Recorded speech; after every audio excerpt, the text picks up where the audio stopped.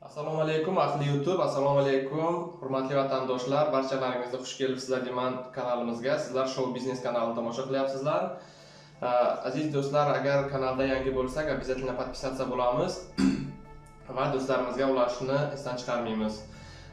Videomiz agar yo'qsa, laykimizni bosamiz.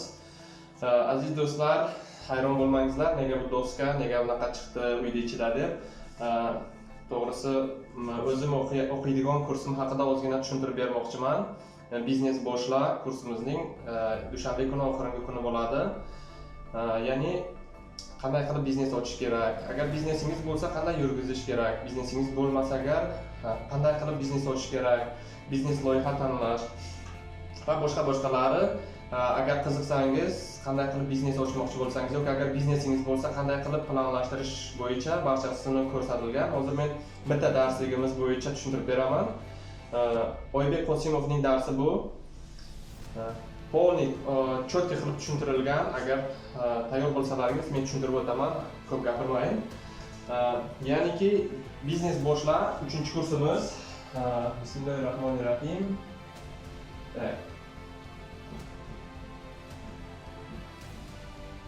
Üçüncü.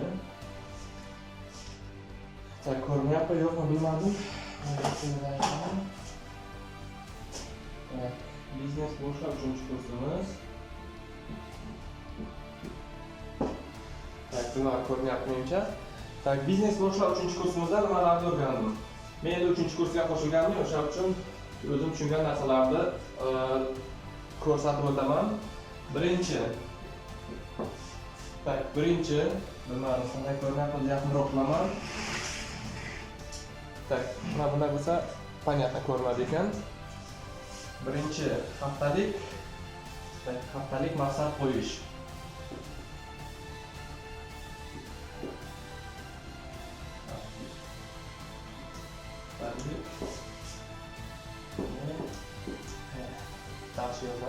Maqsad qo'yish. Ikkinchisi fundament.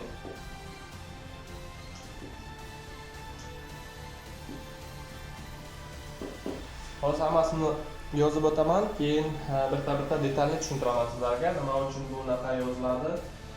Nega fundament, nega nimalar? Uchinchi qo'rquvlar.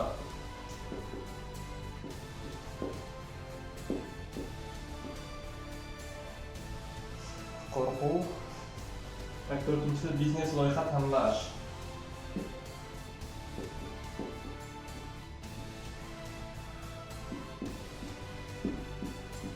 Biznes loyiha tanlash. 5. Beshinchisi time management.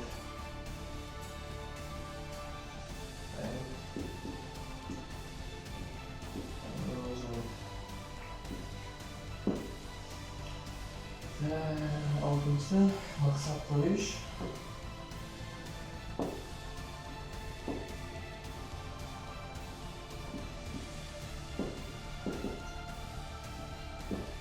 Maqsad qo'yish. Va 7-si haftalik отчет.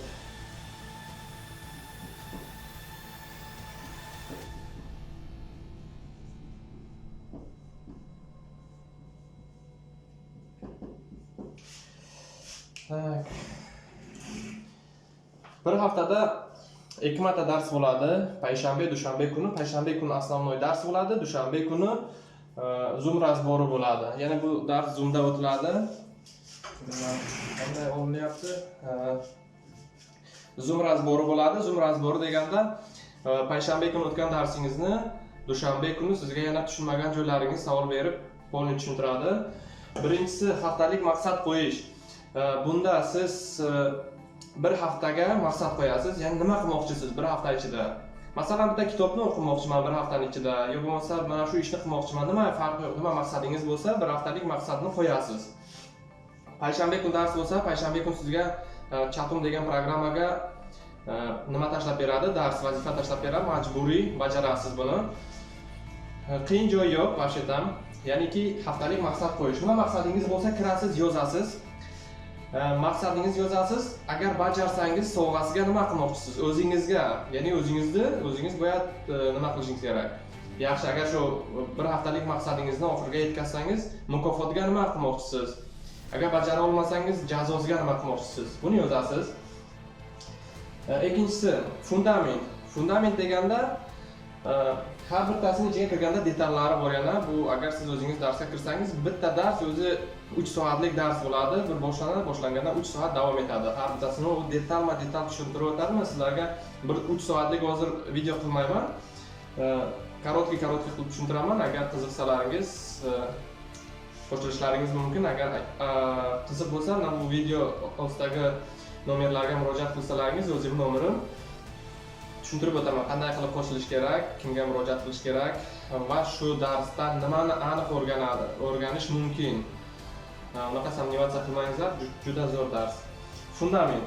Ya'ni fundamentda har bir ishning, har bir uyning fundamenti bor. Biz bilamiz, har bir narsani boshlashda fundamenti bo'ladi. Sizning biznesingizning fundamenti bo'ladi, uyingizning har bir nima bo'lsa fundament. Bu yerda tushuntirib o'tadi. Fundamentlari nima, baquvvat tomonlari nima bo'ladi. Uchinchisi qo'rquvlar. Siz biznes boshlamoqchisiz. Men bilaman, to'shna siz qo'rqasiz, nimadandir qo'rqasiz. Bo'lmasa agar siz qo'rqmaganingizda davomat biznesni boshlagan bo'lardingiz. Nimadir sizni to'sqinlik qiladiki, siz qilmaysiz o'sha ishniki.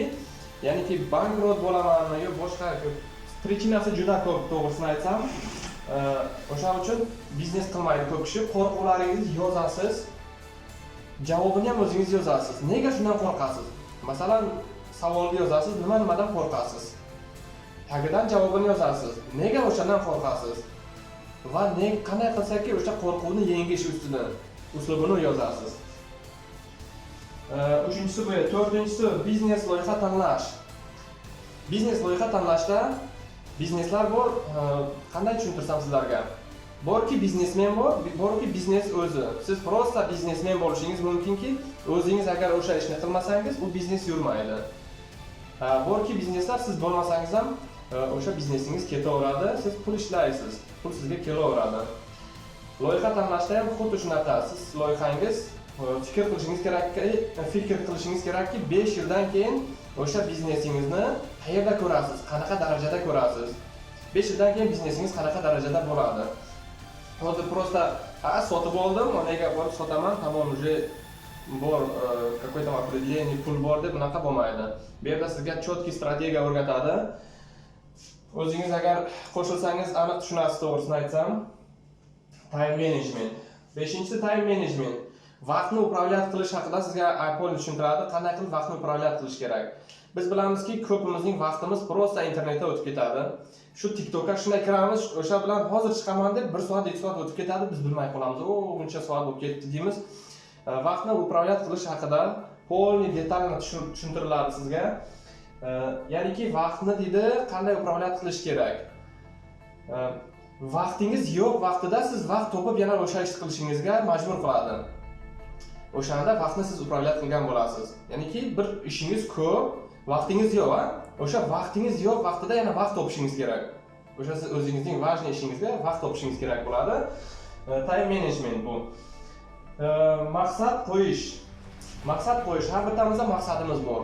Bu hayotga ketmizki, prosta tak, bu hayotda hech kim prosta tak kelinmagan, Xudo hech kimni prosta tak yaratmaganki, bor, yasha, ye, qorning to'ysin, ertaga o'lasan, ketasan demagan. Har bittamizning zimmamizga qanaqadir mas'uliyat yuklangan. Biz o'shani topishimiz kerak. Maqsad qilib qo'yib, o'shanga qarab harakat qilishimiz kerak. Ya'niki maqsad qilasizki, ya'ni maqsad ko'p. Endi o'zingiz maqsadingiz nima? Maqsadingiz haqida. Men shu biznesni qilmoqchiman. Maqsadimki, o'sha odamlarga shunaqa foydasi tegsin. Maqsadim, masalan, sizning maqsadingiz qanaqa bo'lsa, haftalik отчет. Boshida haftalik maqsad qo'yish bo'ladi, haftaning oxirisida отчет topshirasiz. Ya'ni hafta oxirisida o'sha boshida qo'ygan haftalik maqsadingizni qaysini qila oldingiz, qaysini qila olmadingiz. Masalan, men aytdim-ku, kitob o'qish. Masalan, mening maqsadim shu haftaning oxirigacha kitob o'qish deyman. Balkim qila olmayman o'sha ishni oxirigacha.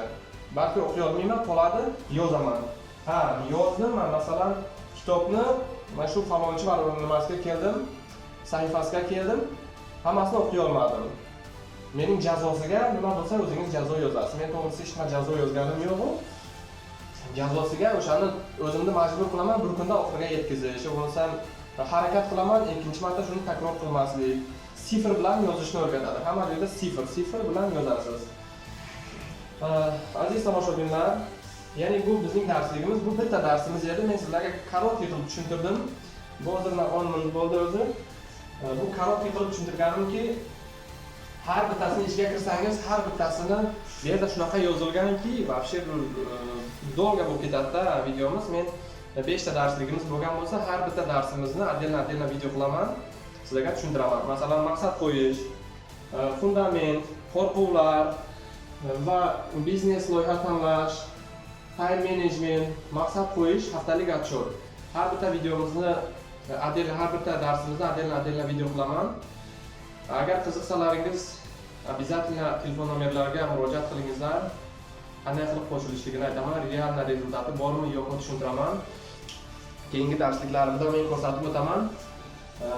Biznes boshlash, ya'ni biznes qilishning o'ziga yarasha uslublari bor. Qanday qilib biznes qilish kerak, qanday qilib konkurentdan bir qadam oldinda bo'lish kerak.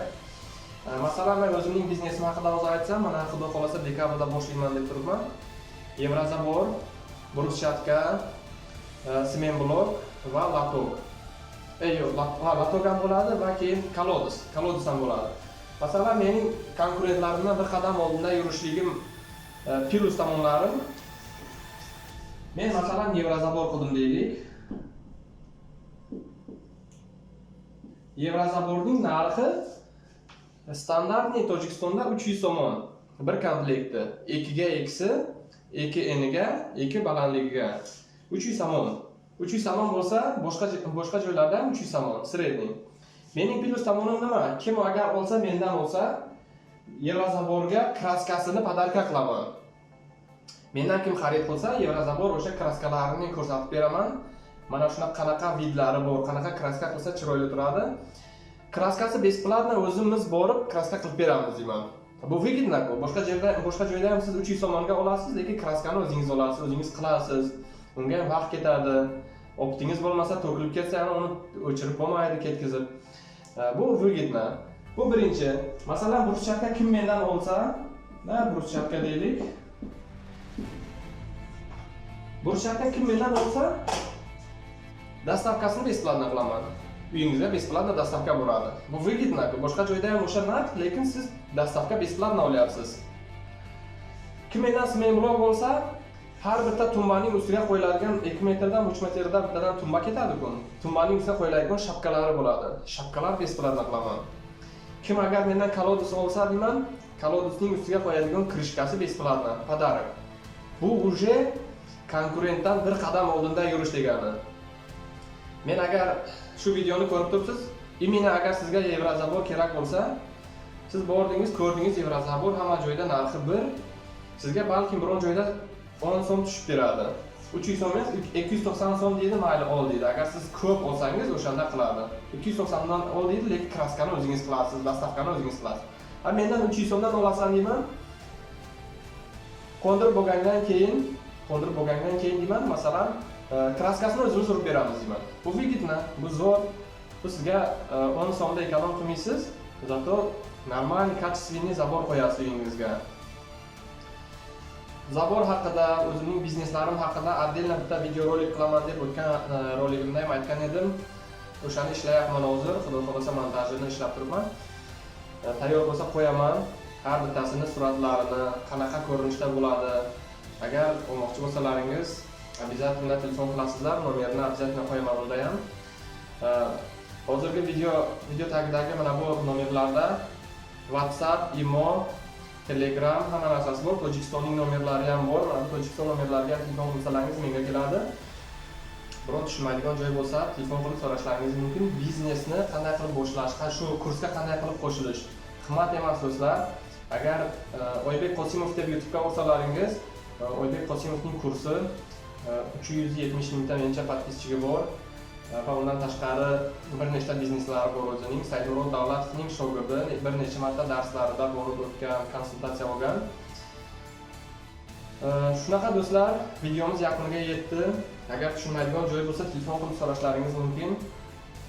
Bu kimdir biznes boshlamoqchi bo'lsa, qanaqa foydasi bor edi, kimning biznesi bo'lsa qanday qilib faoliyat qilish haqida men videoni oxirigacha har bir darsligimizni qo'yib o'tsam, o'shanda aniq tushunasizlarki, bu real nima uchun ekan deb. Hali men buni hammasini aytganim yo'q. Bu yerda prosta men o'sha darslarning bo'sh sarlavhalari bor. Buning har bittasiga kirib detal tushuntirib o'tadi bu yerda.